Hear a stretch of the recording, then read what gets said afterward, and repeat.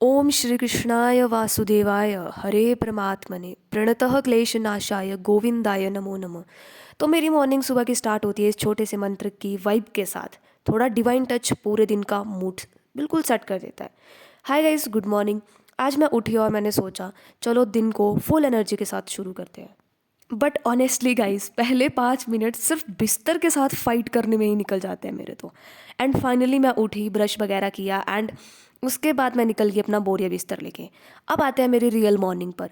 सबसे पहले मेडिटेशन करा, 4-5 मिनट का करा। आज मैंने थोड़ा ज़्यादा उसको इंक्रीज़ करा।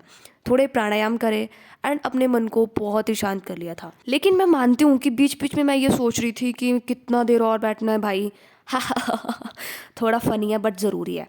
उसके बाद मैंने कुछ एक्सरसाइजेस करी और हाँ, एक दो बार बैलेंस बिगड़ा भी, पर कोई बात नहीं, घर में गिरने का फुटेज भी क्यूट लगता है। फिर लास्ट में स्ट्रेचिंग करी। ओह आह करते करते ऐसा लग रहा था कि मेरी बॉडी कह रही है थैंक यू बेटा, फाइनली हमको खोला गया।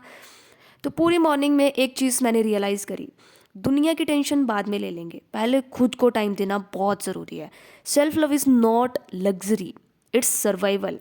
एंड ऑनेस्टली गाइज, जब हम खुद को प्रायोरिटी देते हैं ना, पूरा दिन ऑटोमेटिकली प्रोडक्टिव एंड पॉजिटिव हो जाता है। फिर बीच में अंकल आ गए थे, फिर उन्होंने मेरे को बोला कि हम कुछ दिन यहाँ पे नहीं होंगे तो आप मेरे प्लांट्स को पानी दे देना। तो मैं क्या ठीक है, तो थोड़ी बातचीत हुई उनसे एंड काफ़ी मज़ा आया।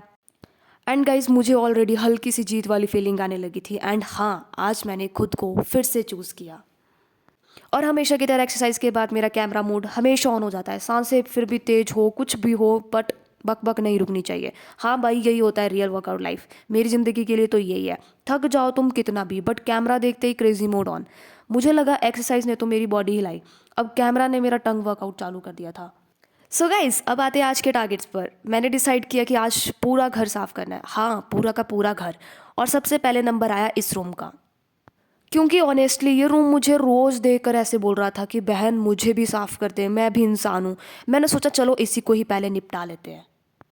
तो गाइस, रूम साफ़ करते करते हालत बहुत टाइट हो रही थी, क्योंकि मैं एक चीज़ उठाती थी तो मैं सोचती थी कि ये मैं यहाँ पे कब लेकर आ गई एंड ये यहाँ पे कैसे आ गया। प्योर डिटेक्टिव मोड चल रहा था।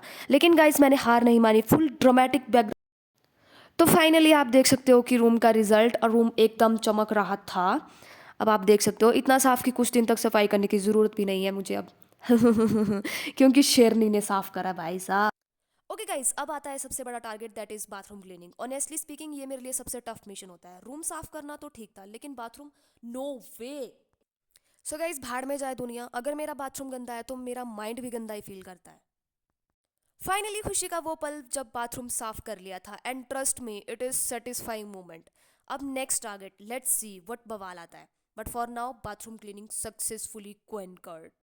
तो गाइस, नेक्स्ट टारगेट किचन के सारे बर्तन साफ करना, और बिलीव मी, ये किसी मिनी मिशन से कम नहीं है। जैसे मैं किचन में गई, मुझे लगा कि किसी म्यूजियम की एग्जीबिशन में आ गई हूँ। Dirty dishes collection 2025, oh my God. इतने सारे बर्तन रखे हुए थे कि मुझे लगा ये बर्तन मेरी तरफ देखकर बोल रहे हैं कि वेलकम बैक, हम सब तेरा ही वेट कर रहे थे भाई। लेकिन कोई बात नहीं, मैंने फुल वॉरियर मोड ऑन कर दिया था। बीच बीच में गाना भी गा रही थी, बिना म्यूजिक के, बिना रीज़न के, बस रैंडमली गाए जा रही थी, क्योंकि सफाई के टाइम ऑटोमेटिकली गाने याद आ जाते हैं। आधे घंटे बाद किचन कॉर्नर बिल्कुल साफ हो गया था, सिंक खाली, बर्तन चमकदार और फुल फिल्म स्टाइल में। और गाइज, ये हो गया मेरा आज का किचन टारगेट कंप्लीट। सेटिस्फाइंग भी लगा। एंड उसके बाद मैंने बनाया खुद के लिए खाना। काफ़ी टाइम हो चुका था, मैं खाना खा लिया था एंड 2 बज चुके थे। फिर मैं आ गई थी छत पे पढ़ाई करने के लिए, क्योंकि ऑनेस्टली पूरा घर साफ करने के बाद रूम में पढ़ाई करने का बिल्कुल भी मूड नहीं बन रहा था। छत की वाइब, थोड़ा सा सनसेट, लगा शायद ये मोटिवेशन दे दे। तो मैंने किताब खोली और सोचा चाहे आज जितना भी हो पाए कम से कम शुरू तो करूं। कभी कभी शुरुआत ही सबसे मुश्किल होती है। और आज भी वैसा ही दिन था, पर फिर भी मैंने खुद को फोर्स नहीं किया, बस धीरे धीरे पढ़ना शुरू किया। एंड कुछ टॉपिक्स रिवाइज करे, कुछ पॉइंट्स लिखे इंपॉर्टेंट, एंड अपने पेस को एक्सेप्ट करा।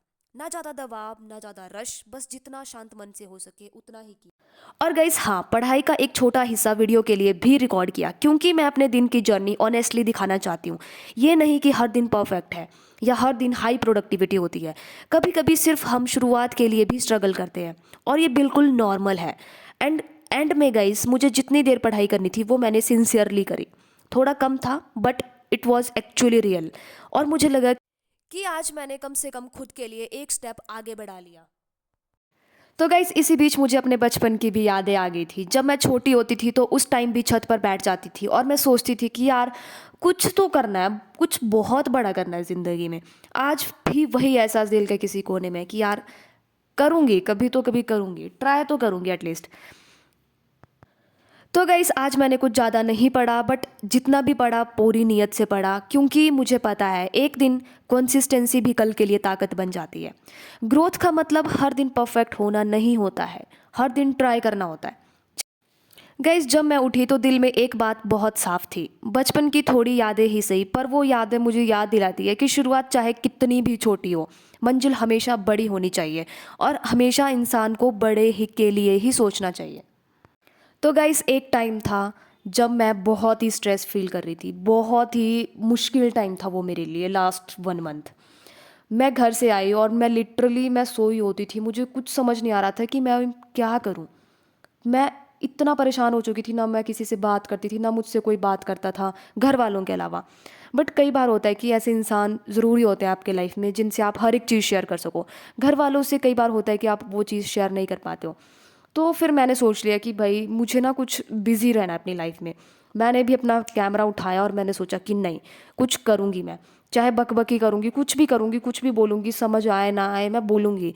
क्योंकि अब क्योंकि ऐसा लग रहा था कि काफ़ी टाइम से मेरे अंदर बहुत सारी चीज़ें छुपी हुई हैं, बहुत सारा बोझ है। भाई जो ये बोझ होता है ना यार, इसके साथ ना कभी जी ही नहीं सकता इंसान।